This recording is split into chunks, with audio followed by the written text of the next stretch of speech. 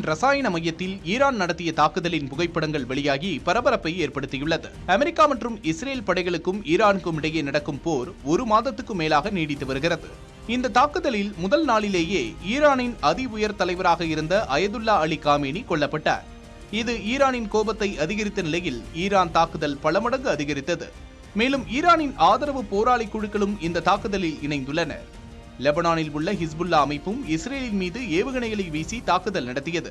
இது இஸ்ரேலுக்கு பெரிய பிரச்சனைகளை ஏற்படுத்தியுள்ள நிலையில் அந்நாட்டுக்குள் புகுந்து இஸ்ரேல் தாக்குதல் நடத்தி வருகிறது.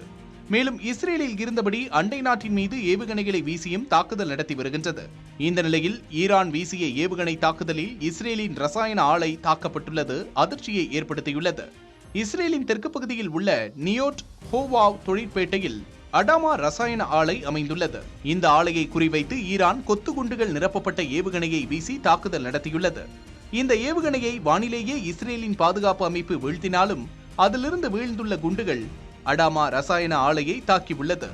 இந்த தாக்குதலை தொடர்ந்து அங்கு பெரும் தீ விபத்து ஏற்பட்டதோடு நச்சுப்புகையும் ரசாயன கசிவும் ஏற்பட்டுள்ளது.